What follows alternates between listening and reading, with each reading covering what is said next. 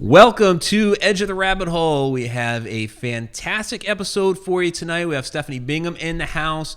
She has degrees in anthropology and history. She's a paranormal historian, so you know we're going to love chatting with her tonight. And we're really looking forward to the evening. Of course, we have your giveaway drawing from the hat coming up here in just a moment.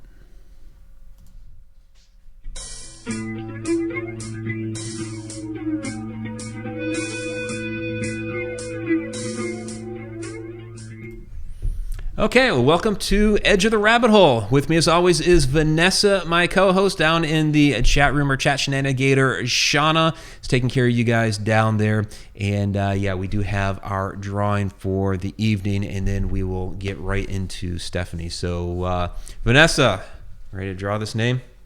Yeah. So this is for 9,000 subscribers. The winner gets a new copy of the freshly published Encounters With The Paranormal Volume 4, which Stephanie has contributed a story to, as well as the third one. And if you already, like Donna Gorton had asked, here's the name. Donna Gorton had asked, well, what if you are already getting a book because you contributed a story? Well, then you can pick any one of the other Haunted Road Media books. So, winner tonight is, well, there you go. Beat3 Airspace. Yay! All right, one of our Deep Down the Rabbit Hole Patreon patrons, Beat3 Airspace, who did contribute a story to the to that volume. So she's already getting a copy. So Beat3 Airspace, you can pick whichever Haunted Road Media book you want, and we'll send that your way. So there you go. All right. So Vanessa, unless there's anything else. No, I'm good. I want to right. get started on this. She's fascinating. Yeah. All right. So let me give you a little background on Stephanie here. Stephanie Bingham was born and raised in Western Kentucky. Has had the ability to see spirits since she was a small child. She received her undergraduate degrees in history and anthropology, as well as her master's degree in history, and specializes in the paranormal history of the United States. She uses her degrees to both research the paranormal and to help others with talents like her own with talents like her own, how to use them. Her unique encounters have been featured on an episode of SyFy Channel's School Spirits, an episode of Paranormal Lockdown, in the lectures that she gives, and has been published in several books, including 2 Haunted Road Media books. So, Stephanie, welcome. Happy to have you on the show. So now we gave you the rundown. I know Vanessa was asking you a lot of questions just before the show, and I think one of the really fascinating aspects was, you know, how young that you started seeing the spirits have really set you down this path. And you were saying that you didn't realize that they were even dead until like you were about 4th grade. So you want to talk about your beginnings here a little bit? So the first ghost that I know I saw, I was about 1.5 years old. My great uncle, I believe he was, had passed away, and we were at my grandparents' house, and I'd never met this man before. But I was sleeping in a playpen in my grandparents' house, and this man came in through the window down from the sky, picked me up out of the playpen, and carried on this conversation with me and my grandfather. And I'd seen him several times after that, and I'd tell my mother about this man who would come in through the window and talk to me. And eventually she found this big group family photo, and she's like, is the guy you were seeing in this picture? And I picked out the relative who just died. And she was like, okay. And that was really the end of it. She never made any mention that he was dead. She never pointed this out to me. So I just assumed that it was normal. And I just kind of went on about my business like he was a normal person. And nobody really pointed out to me that these people that I could see and talk to, and some of my friends even, weren't really exactly alive. So I sort of had to figure that out on my own as I was going through school. And it was about 4th grade before I actually realized that not everybody else around me could actually see these things that I could. So you were even making friends with some of these spirits that you were seeing. Oh, yeah. Mm-hmm. I had 2 ghosts that actually lived in my house as a child. Well, actually, they were on the ground more so than actually in my house, but they would play with me. It was a little girl and her brother. And the little boy never talked, but the girl would always talk to me, and we'd play outside. And I asked some of my friends in the neighborhood, living people, and none of them can remember these 2 little kids that used to play with us constantly. So, you know. So they joined in with everybody. You were playing with them, but they didn't even see them at all. Mm-hmm. Interesting. Yeah. Vanessa, you could probably relate to some of that. Oh, yeah. Oh yeah, that's what we were talking about beforehand, and it's. I wish that people understood how traumatic that can be, and when I say traumatic, it's even more so when you look back on your childhood and the different things that you went through, and then you have this idea that you can rationalize it because you're an adult. There's no rationalizing it. It just is. And it's so hard to get people to understand that. And that's why I always tell people that have young children who are talking about people that, others can't see. Don't tell them it's just an imaginary friend. Don't poo-poo it away. Don't say, "Ooh, you're talking to a ghost," but learn from it. Find out what that spirit wants with your child. Find out if they're giving them any information. Find out if, have your kid be able to talk freely to you about them. Open up a dialogue. We can learn something from these little souls that aren't as jaded as we are. Would you agree? Absolutely.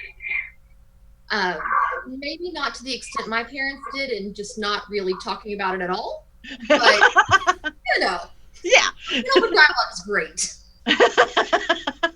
But I mean, it's sad. It makes me wonder, how many exceptional individuals, potential individuals, get squashed so young because, they're told, "Oh, you're just making that up."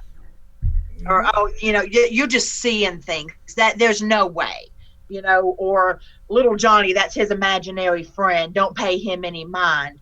When they've probably got information just locked inside of them that they're going to tell us in their own little ways that could be extremely important. I just, it bothers me. I came out of my broom closet because of my son. I'd locked myself away for a long time. My son is the reason I'm public now. Your broom closet. True story. So, Stephanie, another thing that you're talking about before the show is, when you went to school, when you started college, and following up with your anthropology and history degrees and all that, it sounded like you basically had a set mission as to the path that you were going to take. So, you want to let our viewers know exactly what that was?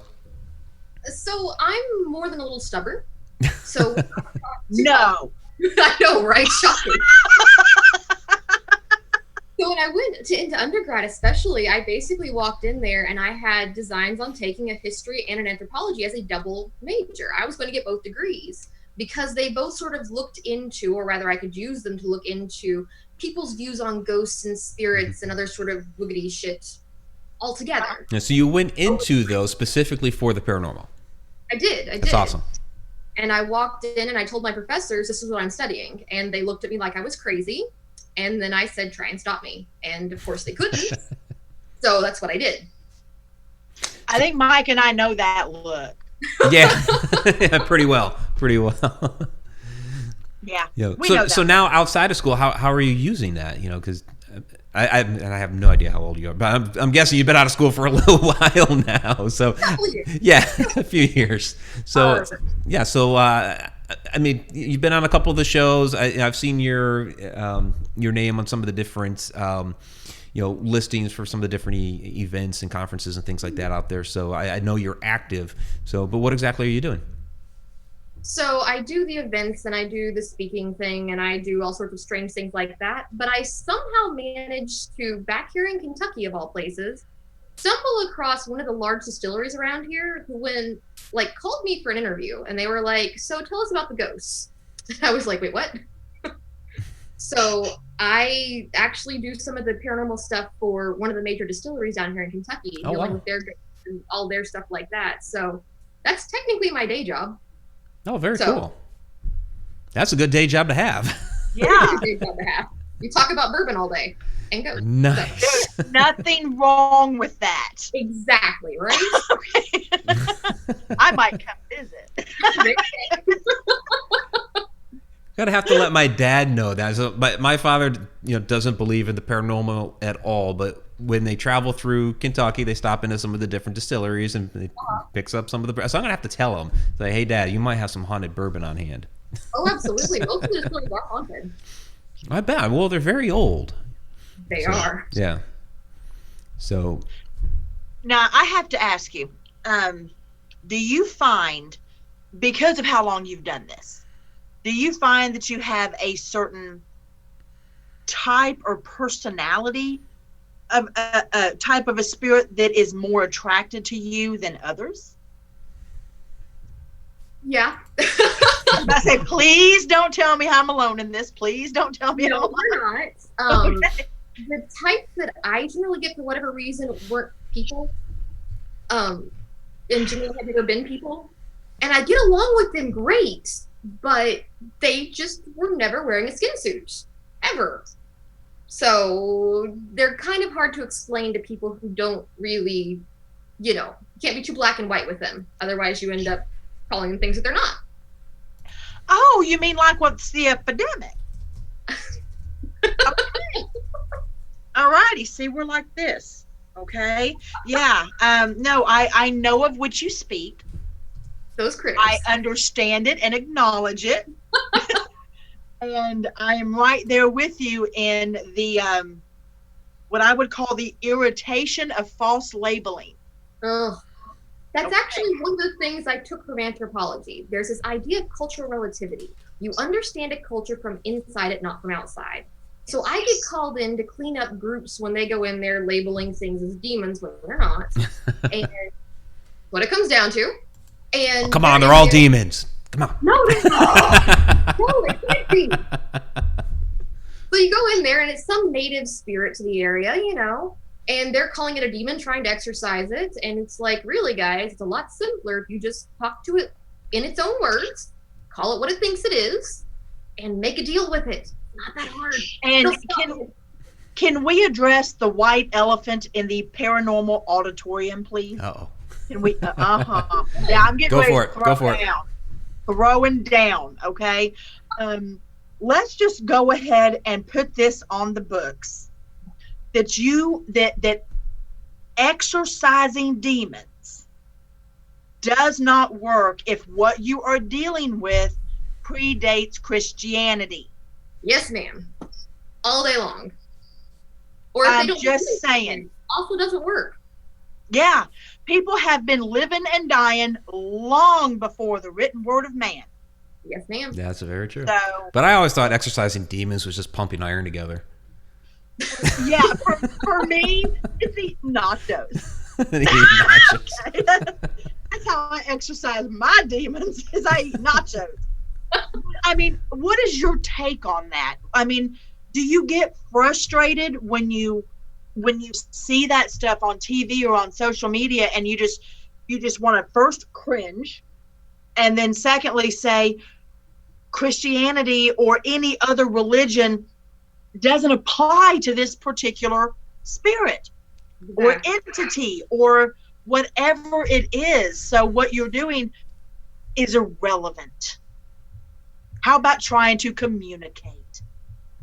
Absolutely. But so many people are so entrenched that their way is the only way and their way is the only way that'll make it work that they seem to forget that these things, whether they were alive at one time or not, have their own ideas. And if you just deal with it like that, just talk to them, just even look at what they're doing. I mean, a true demon is much different than, your run-of-the-mill native spirit to wherever it is you happen to live. They act different. Yes. It's there. It's not that hard. It's really, really not. Well, and the other thing that I find fascinating is, and I need to know, and I really kind of haven't talked about this publicly yet. So you're my first. I want your opinion on this. Okay. Here we go. I know, right? Mike hasn't even heard this. Bring it on. I have been in situations where I think anybody else walking into the location might think that they are having a lot of activity around them from different beings. Mm-hmm. But in fact, to me, it's if I stepped inside a single being. And what I'm feeling is their entire energy surrounding me. It's not multiples, it's singular. Mm-hmm. Does that make sense? Yeah. Okay.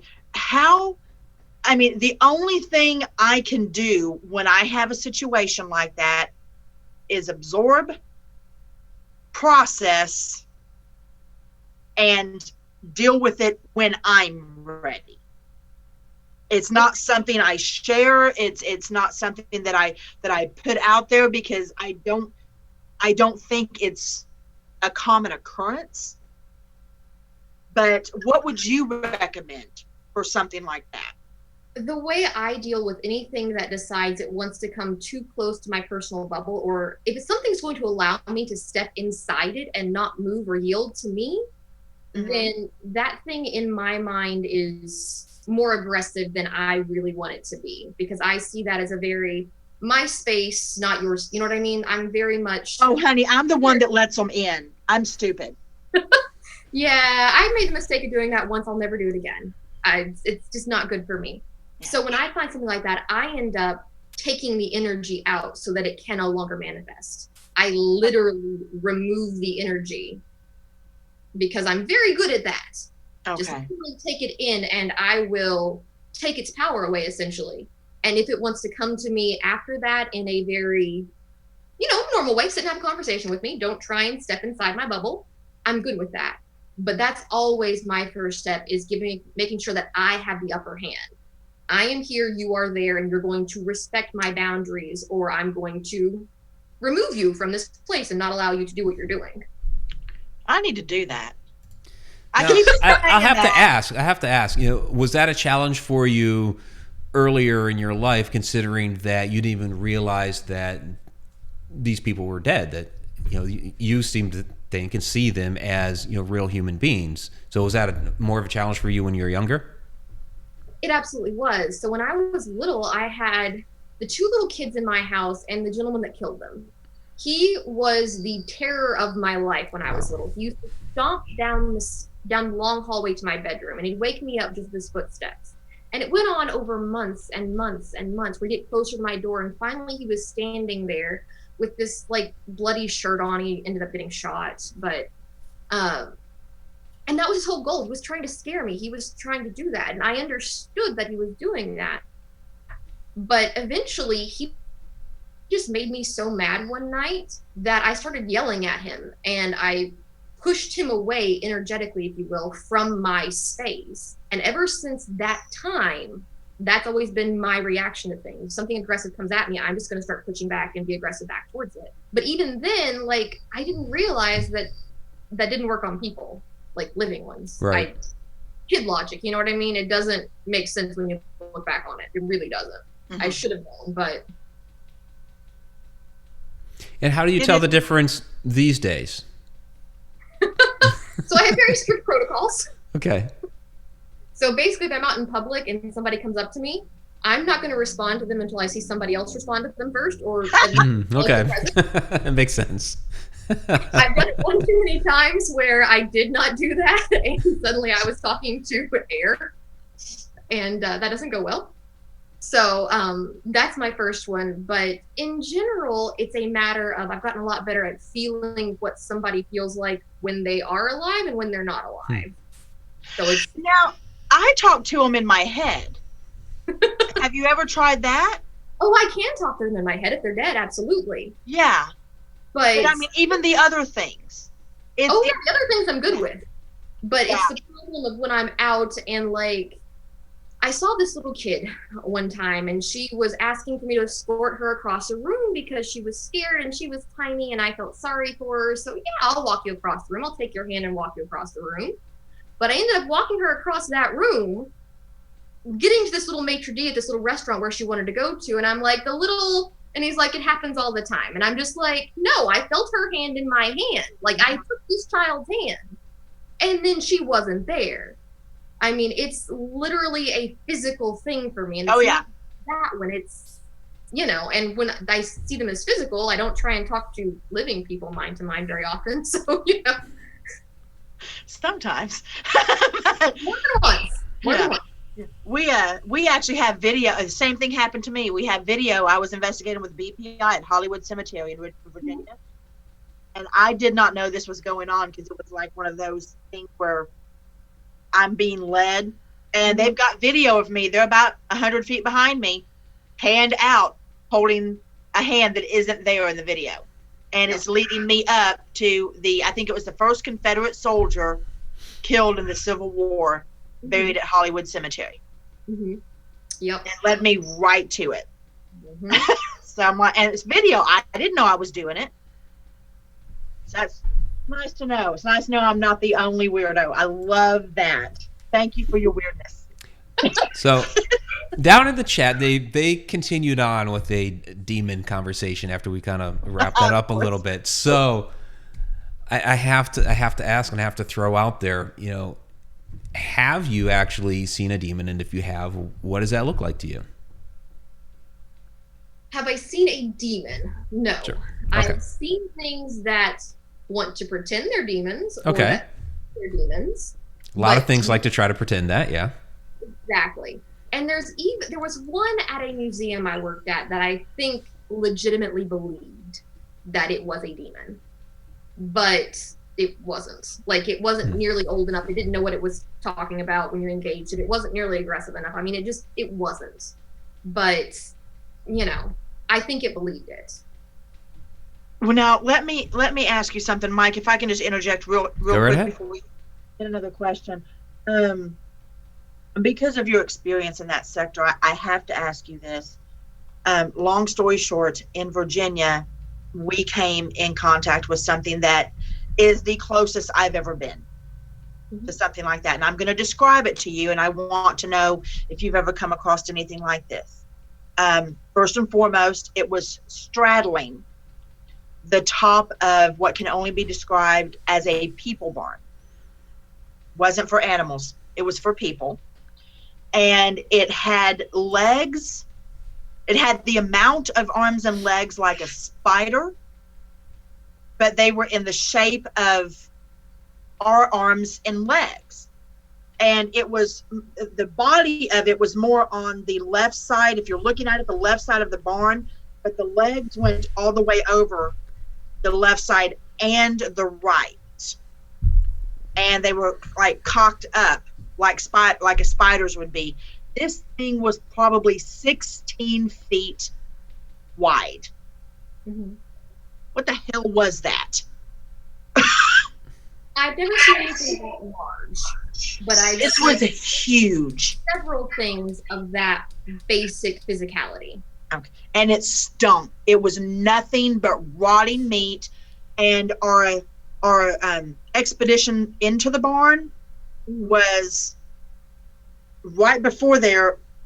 We had been in front of there not an hour before, and there was nothing on one of those like big tables that looks like a yarn wheel or a threading wheel, the big wood ones, nothing was on it. We go out there less than an hour later to go to this barn, and it's covered in maggots, centipedes, spiders, and the stench was unreal. It was like somebody went and bought as many as they could find and dumped them from buckets on the top of this table. It's not a good sign. No. So you've come across something similar to that. Like with the many appendages and the strangely jointed arms, absolutely. So one of them I came across like that was a recent decedent who thought that's how ghosts are supposed to look, the crawling with the weird arms and weird legs and things like that. But that one was very clearly human. The ones that I think that I've met rather that have that strange extra appendagey weird proportional things are old, and I mean really really really really old, like yes. My original research old. Yes, my original research was in ancient Egypt. I mean, it's that kind of age and older, and those things are very rare here. Oh yeah. Yeah, I mean they're I have a great rapport with most of those. They've got too many arms. Generally, I get along with them. It's a little stinky. Yeah. Mm-hmm. Yeah. Don't come in my house. But generally, they don't mess with me. Yeah. But they seem to be that extra old thing. And when you get something that old, it's got power that things that are more recent can't even imagine. Yeah, I wanted to ask you, with something that's old, a spirit or a ghost or whatever it is, that is that ancient. How do they carry themselves? How they carry themselves? Or yeah, and what are they like? They carry themselves different. Are they more learned? What is an ancient entity like that like?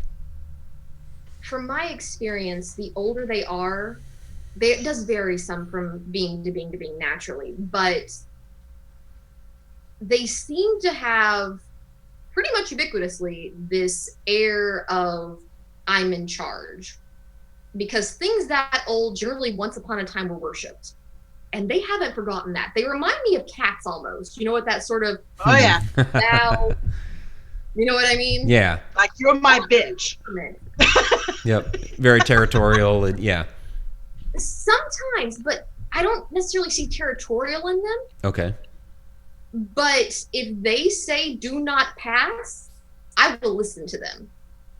There's very few things that can tell me not to do something and get me to listen. If one of them says don't do this, I'm probably going to listen to them.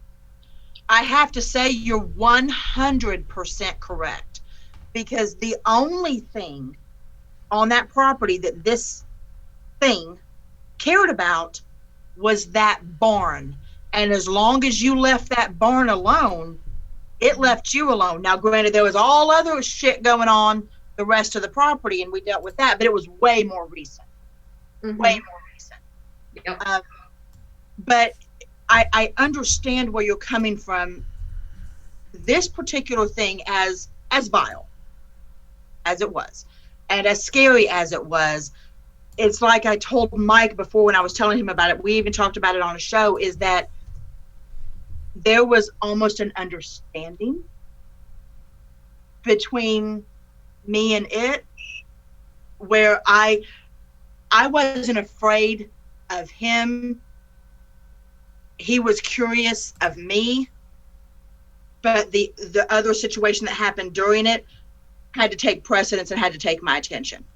Mm-hmm. I don't want to say that there was a mutual respect, because it wasn't that. It was more like the what is in me recognizes you, and the what is in you recognizes me, and you know what? We're going to call a truce. And it's still flush. Yeah. Is that what you're talking about? That kind of, we know. It's a matter of everyone I've ever met, they've never been aggressive towards me. None of them have. And I find that odd, because I've seen them be aggressive to others, Mm-hmm. but they've never been aggressive to me. Mm-hmm. So I don't know if it's not respect on some level. It's something where it's like a line they don't want to cross. And so long as you play by the rules, they'll play by the rules. And I think that might be more what it is. You know what I mean? Like this I know exactly what you mean. And so long as you are in sync, they might even interact with you. But it did with stomps. It answered questions with the stomping on a floorless upstairs of this barn. There was no floor. It doesn't need a floor to stomp. No, and it was loud. Mm-hmm. And then we heard it run from one end to the other. Mm-hmm. Really bizarre. But that actually eases my mind greatly, that you know what I'm talking about, you've seen what I'm talking about, and we have the same feelings about it, because I really did think I was a little nuts on that, and I've seen some shit. I didn't say that part. Yeah. But it was weird. Yeah. Weirdest experience I've had. Well, we have some stuff going on down in the chat room we need to take care of. First of all, Tom McNicholas has a $10 super chat, says, Happy Tuesday, except for the demons. So thank you very much, Tom McNicholas. We have a few questions that are piling up here for Stephanie. First is from Sharon Lane. Stephanie, have you ever encountered an elemental? Yes. I don't like them. And when I say elemental, I talk more of the Victorian idea of an elemental, this sort of half human, half thing amalgam that reeks. I had one show up in my new apartment shortly after I moved in here. Not a fan, don't want it back, never want to see another one ever again. Mm-hmm. They were. And what was that like for you? Just So- a little more descriptive, I guess. Sorry. That's okay. I'm just curious. So I was asleep. I'd been in my apartment maybe 3 days at that point, and the apartment that I moved into was clearly haunted. I don't really care. I bring my own ghosts. You're going to leave or get along with my ghost anyway, so I don't really care. But I was asleep, and something woke my cat up. And that is my one rule for the ghosts that live with me, is you don't mess with my cat. Literally, that is the rule. I don't care what else you do, but you don't mess with my cat. No messing with Amarna. No, you mess with Amarna, you're out immediately. There's no second chances. You're not coming back. But it woke Amarna up, and she sees ghosts, so I picked her out. She's a Siamese, bred to see ghosts. I mean, what else could you get? So she was reacting really, really badly to something in the other room, and she didn't want to get off the bed. So I walked into my hallway, where I'm at right now, and I looked down, turned on the light, and at the end of my hallway, there was standing this thing. It was, think like a mangy hyena mixed with a person mixed with something else without hair. I'm not entirely sure. Interesting. It was about, I don't know, 3 feet at the shoulder. It had no hair on its head at all, but it had a humanoidal-ish face, like basically human, but not quite. And it was turned and it was looking at me, and the skin was sallow. It looked like it was sinking in. I mean, this thing had major issues, and its back sloped down, just like a hyena. It was really, really strange. And from where I was standing, I could smell the thing, and it smelled disgusting. And it was looking at me, and it was looking for that reaction. It was trying to get me to be afraid. That's really what was the dinner. So it was aware that you could see it. Oh, yeah, it was aware, and it was posturing almost like, how a dog will look at you before it turns and runs at you? Yeah. It was doing that. Like it was going to try and come and get me. And as I said, I'm more than a little aggressive occasionally, so my response was to go towards it. And it didn't know how to take that, so it immediately left. It was gone, but the smell did not. Wow. So the smell lingered a bit? Yeah, it was not good. Okay. No. We have a $5 super chat from Spooky from Dawn. She says, I only like spiders from Mars. But she has a question about spiders. And the question preceded her super chat. So she wants to know, has Stephanie ever encountered ethereal astral spiders? Excuse me. Bless you. All right, thank you. That's probably the first time I've ever been asked that, but it is entirely correct. I have actually seen what I think was a spider. Like, think plate-sized tarantula running across the ceiling of my bedroom at me one night. Like, very, very odd. Woke me up out of a dead sleep, and I thought I was dreaming. Like, I legitimately thought I was dreaming. Because this thing was running towards the bed from my doorway across the ceiling, like it was going to drop down on my head. And I hate spiders. I no. I will do with a ghost any day of the week, but not a spider. No. Yep. And so this thing was running towards me, and I somehow made it across my bedroom and out into the hallway in like 2 strides. I'm not quite sure how I did it. But by the time, of course, I sort of collected myself and realized that I was actually awake and went back in there, the thing, whatever it was gone. So I'm not sure if it was actually a dream or if it was a thing, but it felt like a thing. Okay. Interesting. Now, what are the little, and I think we've talked about this before, Mike, but I'm not certain. What are the little sparklies? Shauna would love to know that. Yeah, because they're all over my house. And this is the first place they've been in like that. I have my standard ones that follow me everywhere too. But this particular apartment is the first place those have been in. And it's the ones that you always see in the corner of your eye that don't want to... Huh? What do they look like? Looks like somebody threw glitter in the air. Things I've seen like that end up generally being fae. That's what I was thinking. Displaced fae from overseas. Yeah. Well, that makes sense on many levels. Yeah, because I think we talked about Well, Shauna's seen that. She's been seeing them quite a bit. She believes that Yeah. there's at least one that's probably following her. We saw that on the Goldenrod Showboat before it unfortunately burned down. So yeah, so and it's popped up a couple of different places where not just Shauna, but I've also seen it. But it's always been with her. I don't ever see it on my own. She sees it on her own. So I think it's something that's been following her around. So, Yeah. but you're saying it's probably Faye? The ones that I've seen that have been glittery like Okay. that have been Faye. Yeah, it's not troublesome. You No, know? not at all. And No. and the experience that we had there with the Goldenrod, and even further down the river by the old locks, where we caught something amazing on camera that it's hard to tell what it is, but it could possibly be one of those that are on camera.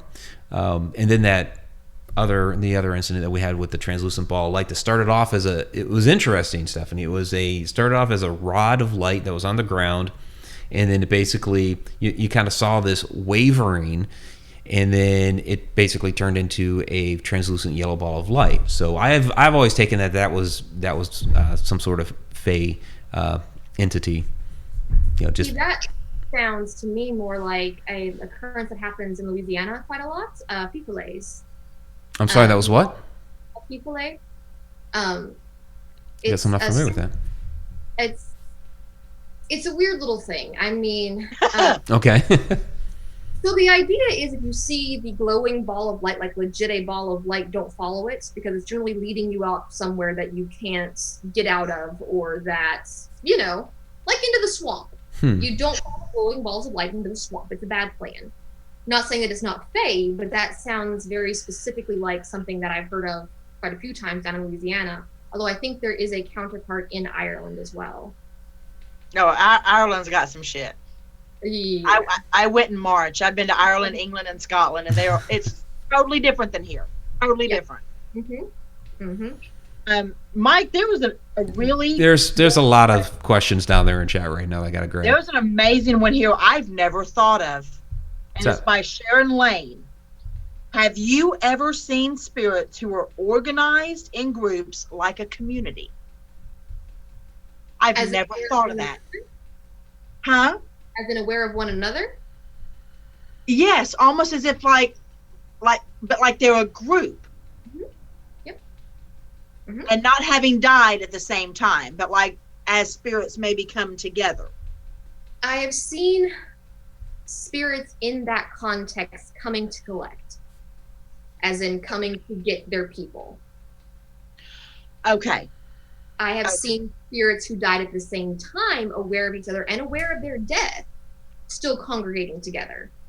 Okay. But I've never seen a spirit that died at different times that was not coming to collect, Okay. aware of one another like that. Okay. I've never thought about that. That's really interesting. Huh. So Shauna's kind of clarifying exactly what she says. She says, Vanessa and Stephanie, I see just one at a time, the twinkles. Not more than one. They change colors and sizes sometimes. Most of the time, just looks like a twinkly star. So that's pretty much it.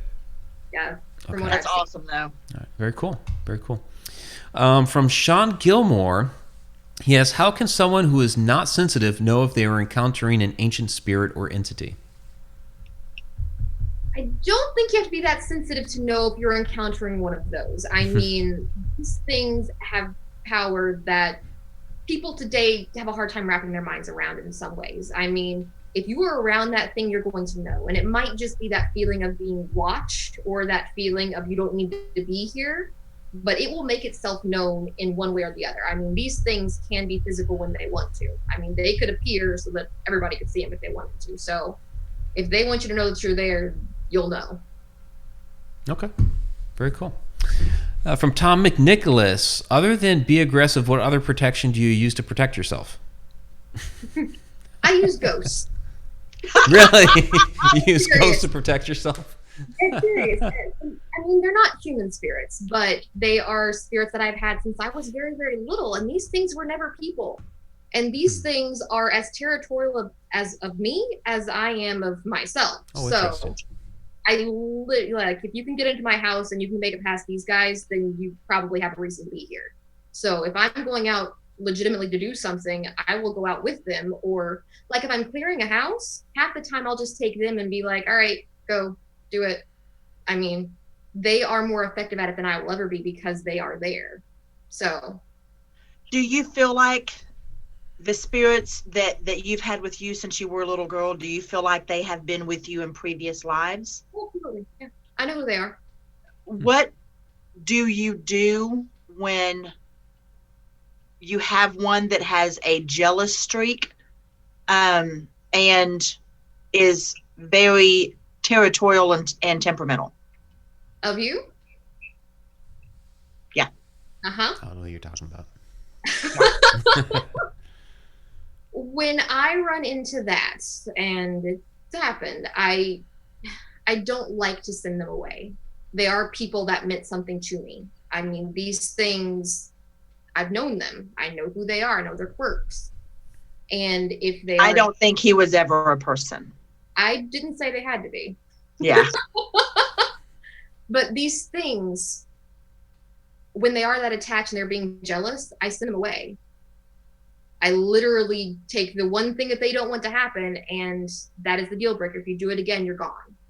You might get to come back later, but you are gone for now. And I will literally force them out. And I hate doing that. Yeah. Things have calmed down for me with him. But it's kind of, you know what it is. You're waiting for that next shoe to drop. Yep. So, okay. Good to know. That is good to know. Let me ask you something, Stephanie. So, with you've had substantial interaction with entities on what we would call the other side, I guess. What do they tell you about their perspective and how they view the world from their vantage point? So when I was very little, the very first ghost I ever saw, my great uncle, when I sort of figured out that ghosts were real and that they were ghosts, I was trying to figure out how to deal with them. I come from a very small, very Christian town. There was not a lot of resources there for me at all. Right. And I knew at that point that I was a little weird. So I went to one ghost that I've seen my entire life. He still pops by occasionally.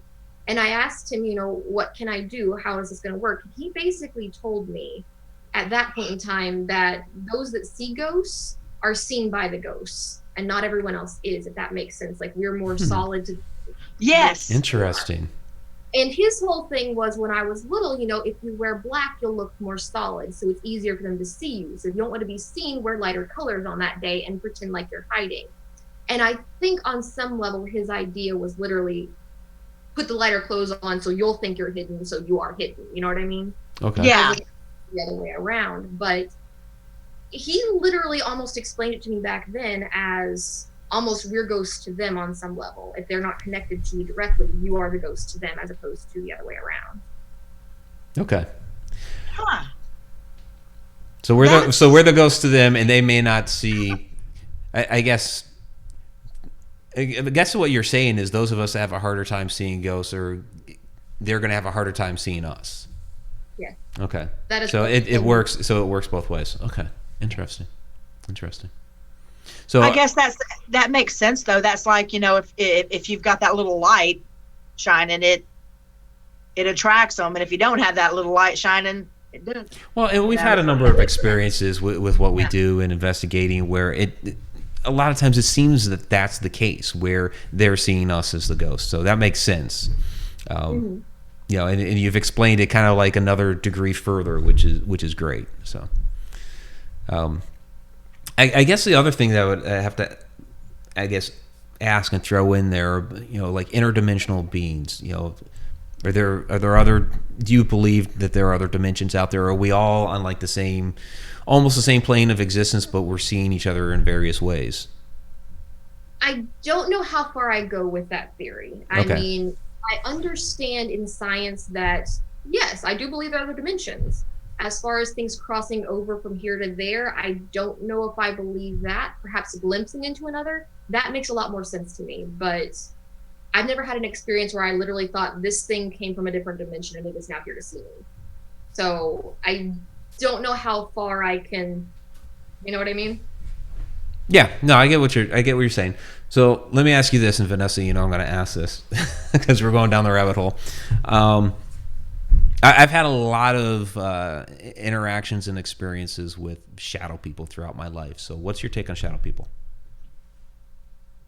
I think shadow people get really lumped together, and I think that there's a lot of delineation in there that people don't like to make all the time, because I've met several human spirits who, try as they might, that is all the energy they have. They can create nothing but a shadow, and they're completely harmless.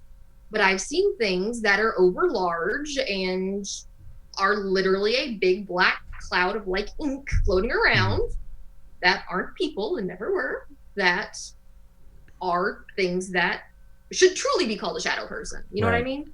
Oh yeah. Well, yeah, and I've seen people say, these all-inclusive statements like, all shadow people are the most evil of all evil things, and no, stop. Because I've had plenty of experiences where it was like almost like I scared it walking into the room, where it's just kind of curious and peering around the doorway, and then it'd take off and things like that. So, so a lot of different experiences that I've had. Bless you. Thank you. So we're getting a lot more questions down in the chat. So let's see. So from Michelle Hamilton, who is another historian in the house, what if you can sense them but not see them? I guess talking about spirits in general. Mm-hmm. It's just another way of perceiving them. I mean, if you can sense them, if you can literally feel them, there's probably a way you can work through and teach yourself almost to see them, even if it's just in your mind's eye and not with your physical eyes. But if you can sense them, that is your body's way of telling you that they're there and that you can see them. You know what I mean? Like, it's just another way of doing it. Okay. Even to this day, for me, it's never. I didn't go from sensing them and being able to see them in my head to only being able to see them in physical form. It's whichever way is easiest for me or them. Mm-hmm. Right? It mixes it up. There's another here from Sean Gilmore. I'm trying to. Okay. I think it's a little misworded, but no offense, Sean. Good buddy of mine. As ghosts can see people who are psychic and can see them, how does that work with empaths? Or I guess it's supposed to be if ghosts can see people who are psychic and can see them, how does that work with empaths? I would assume it'd be the same way. They can feel them, as opposed to being able to see them. They might just be able to feel them. And feel their emotions and everything. Yeah. Mm-hmm. Cool.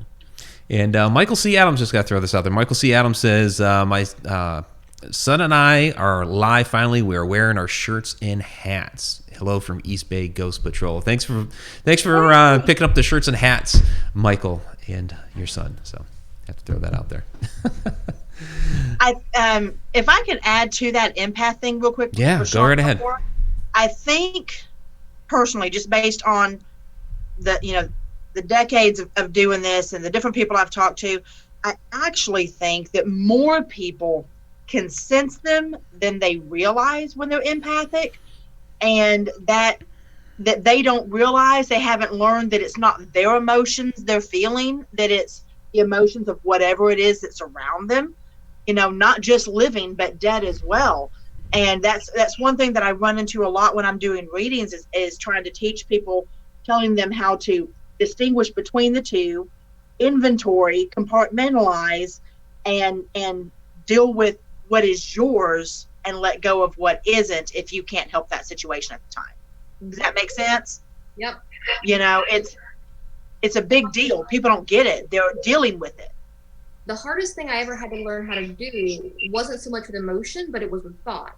Trying to figure out my line of thought and what was the exterior line of thought, to try and figure out why I had these weird things that I would pick up on occasionally. And they always seemed to point to something. You know what I mean? They were always helpful in some way, but they weren't mine. And trying to figure out where my thoughts ended and where their thoughts started. It's a pain, but man, it is the key to understanding. Oh, it is. And I always tell people, I'm like, keep a notebook. Just save yourself so many months or years of heartache and keep a damn notebook. write down these experiences, date it, time it, and you will eventually notice a pattern. You'll notice the different tone of the thought and be able to distinguish between spirits that are migrating towards you or navigating towards you. You'll be able to tell who's trying to communicate and who isn't, simply by keeping a record. Really old school. Yeah, notebook and pencil. Who knew? Shauna's commenting at Stephanie, I don't consider myself psychic whatsoever. Sometimes I have medium abilities, but am mostly empathic, sympathetic. I see apparitions a lot, not just feel them. So something that I thought we could, we got about 10 minutes left here, but we did an episode of Edge of the Rabbit Hole, I don't know, it was a long time ago now, on mirrors and objects like that. And your submission to last year's Encounters with the Paranormal book was a mirror story, so I wanted to bring that up. This is the new book. You also have a story in here, Encounters with the Paranormal Volume 4, so you've submitted to each of the last two. This was Adam Tillery's artist representation of what you saw in that mirror, and I don't know how accurate that is. I thought he did a pretty good job on making a creepy woman, but yeah. So, can you tell us about that experience, seeing an entity in the mirror, and how you interpreted that? So that actually took place on, of all things, in honors. I was in the honors program in undergrad. So I was in college, and our honors program is really well funded at Eastern. So they legitimately would send us on full paid trips out to these just conventions to go talk about whatever it was they were talking about at the time. So they took us out to this hotel in Kentucky that was not the greatest, but it wasn't awful. But it was descended upon by like 700 college-age kids. So you know how this hotel kind of got that evening. Yeah, so pretty crazy. Yeah. Mm-hmm.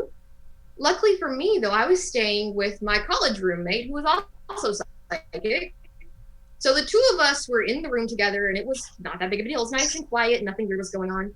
And I don't like to sleep in front of mirrors. I never have. They creep me out. Things look at me, and I don't like it. Word. Exactly. In my house outside the bathroom, I don't like it. They can stay in there. I'm just not good with it.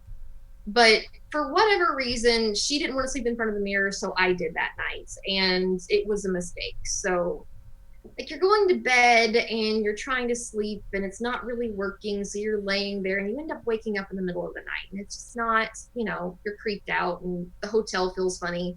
And I'm a very tactile person. So it's literally the place felt funny and it woke me up because it felt so funny. And she was asleep, so I wasn't going to wake her up. So I wasn't going to give her tea, And I'm trying to sort of deal with this. And I look up to the mirror at the foot of the bed.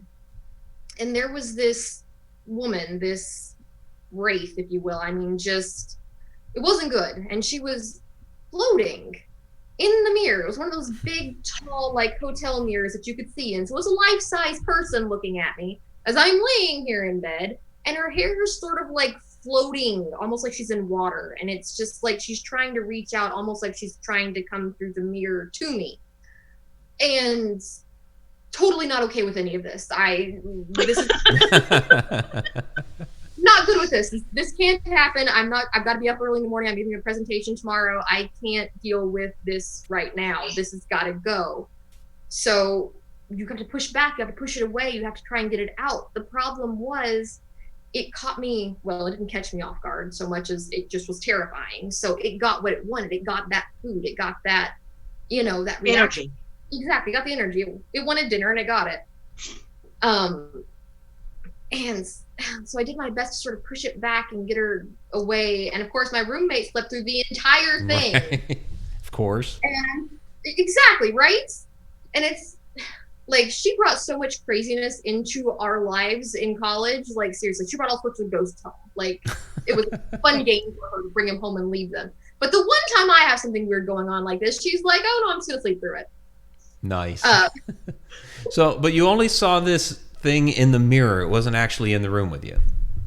No, it was literally in the mirror, but the mirror itself was no longer reflecting the room. It was the mirror was a place. Like, it was a tween. Like,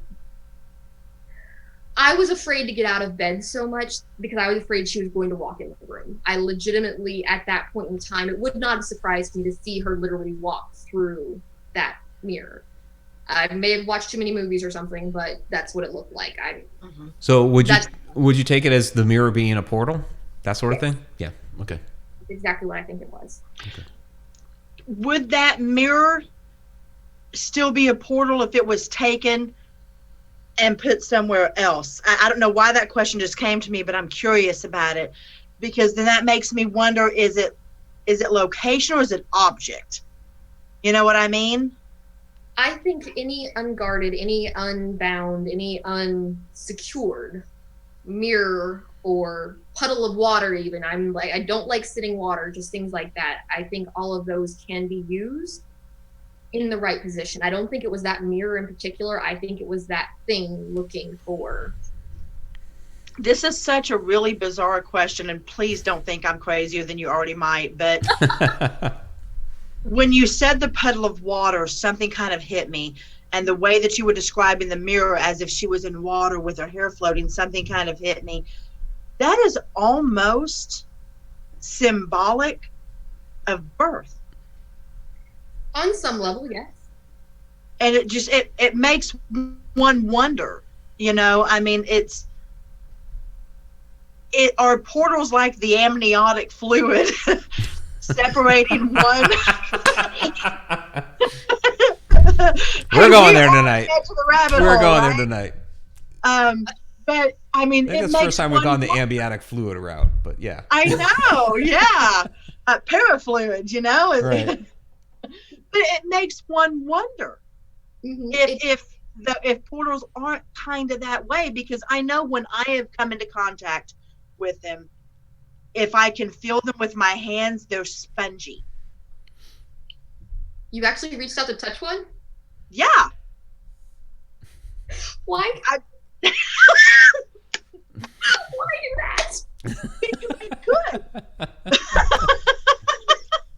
I also call myself the paranormal taxi. I let fucking spirits hop in and take me for a ride. I end up blocks away. It's redonkulous, okay? Yeah, you'll like black out and just go. I mean, I do. Mike's seen it. Yeah. Yeah. But it makes one wonder if there isn't like that membrane, so to speak. I could see that. I could also see it, if you're taking it along those routes, as her looking for a place to incarnate. Like her looking for a body. Ooh, yeah. Yeah. I could see that. Yeah. Good news, you stayed in bed. Yeah. Oh, it would not have gone. No. No. No. That's creepy now that I think of it that way. Wow. We know Likey the membrane. We know the membrane. Okay, new t-shirt, Mike. We know Likey We know Likey the membrane. Nice. We'll have those ready for tomorrow. So we have one more question from Betty Lange, and then we'll wrap it up. So Betty would like to know, to Stephanie and Vanessa, what would happen if children had safe schools to learn from or like mine? So, you know, children with these types of abilities. Probably would have had easier childhoods, I imagine. Absolutely. Yeah. But it seems to me, people who have these abilities, you look for that camaraderie. You look for those people when you get older anyways. I mean, if you had that as a child, that would be your family. I mean, people who have talents like yours become your family. These are your people.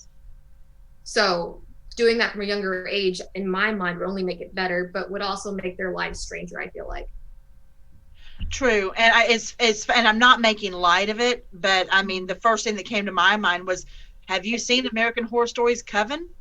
I mean, come on, is that really what we Right. Yes, sign me up. Yeah, I would have excelled at school if that was the case. Yep. I think it has its pros and cons. I think you're absolutely right that it would be wonderful for those that need to learn and need to have a better understanding of themselves and their place in the world, because we do have a very specific place from what they need to learn from that as well, that is on more of a mundane level. So it would be wonderful and detrimental at the same time, just like life is anyway. I think it's better we learn to be people to a certain degree.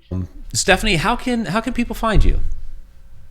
I am on Instagram or on Twitter. My handle is my cat's name, Amara Marie. So it's AMARINAMARIE. I mean, it's what it is. And I'm also on Facebook. Just drop me a line on anything. I'm always there. So, do you have any events or anything like that coming up? I'm doing a event in, not this weekend, but I believe it's next weekend up at, it's a Potographs Pooches event. It's a charity event for animals. So it's going to go to the animal shelter up there at the 101 is what they're calling it, up in Indiana. So we're doing a ghost hunt there with that, and there'll be some lectures around that as well. Oh, very cool. Very cool. We'll have to get you out to the Haunted Road Media Paracon next June. Yeah. I think that'll be pretty interesting. So, Did you say Amarta Marie? Yes, ma'am. Okay, I'm trying to look you up on Instagram. Okay. She's on it. Boom. I'll get it out. I know I was right on it, so I'll figure it out. All right, so everybody down in the chat is thanking you for a wonderful show. So let's go ahead and get to the shout-outs real quick. Stephanie, we do shout-outs at the end of the show for a couple minutes here. And just thank everybody for showing up. Next on Inside the Upside Down, just to let you guys know, we are going to be talking about why we write ghost stories and why we write about our paranormal experiences. So we're picking up our Why series here again, now that Halloween is over. So quickly here, the Super Chat Superstars, Tom McNicholas and Dawn Spooky Spectacular. Thank you both very much for the Super Chats. And let's get to our Deep Down the Rabbit Hole Patreon patrons. So that's Tom McNicholas, B3 Aerospace, Zippy Davis, BD Flint, Pamela Queen, Joe Chandler, Andrew Cox. I think I got them all. Was that 7? I think I got them all. I think all so. All right. I try to remember them all off the top of my head like that. All right. So then, okay, down here in the chat. Thank you, Shauna, for being the chat shenanigator again this evening. Of course, she'll be here with me in just a few moments here for Inside the Upside Down. Let's see. We have Sharon Lane. Thank you for the questions tonight. Jill Nimchinsky, thank you again for joining us. There's Betty Lange. Thank you as well. B3 Aerospace, and congratulations on your prize. Katie Palmer's in the house. Good to see you. Mickey Dole, who is now Creatix Corvus Arts. She changed her name. There's Candy Orton. Good to see you, Candy. Karen Whitaker, thank you as well for joining us again. Michelle Hamilton, thank you for joining us tonight. There's Haunted Road Media's Fairy Queen, Diane Hilbert. Good to see you down there. Granny Vapes, thanks for joining us again. Christine Jones, thank you for joining us. Donna Gordon is in the house. Thank you, Donna. She'll be Cheshire catting the chat for our next show. She also has her own show now, Willow Bins, which is premiered on Candy Orton's network, Variety Multimedia last night. So check that out as well. See, there's Spooky. There's Dawn. Good to see you. And who else do we have? A lot of people in the house tonight. Sean Gilmore, thanks for all your questions. And who else do we have? So, Fungi. There you go. It's always the most fun name to say. Fungi. It is. It is. It really is. All right. Michael C. Adams, thank you for joining us tonight.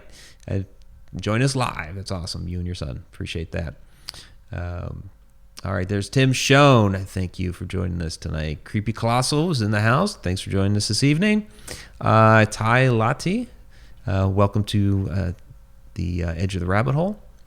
And I'm going to go ahead and scroll back down. Anybody wants a last moment shout out, go ahead and throw them down in there, and then we will wrap it up. So, yep, JoJo B. And Adam Tillery was in there. Good to see you, Adam. Showing off some of his artwork a few minutes ago. All right, so I knew right off the bat that was his drawing. Oh yeah. You can always tell an Adam Tillery drawing. Loved it. Loved it. Adam's fantastic. All right. Well, Stephanie, thank you again for joining us. Really do appreciate it. And we'll have to have you back because a lot of great topics that we were covering. It feels like we only scratched the surface. So thank you once again. Thank you so much for having me. Oh, absolutely. All right, everybody, stay tuned. Inside the Upside Down next. See you soon.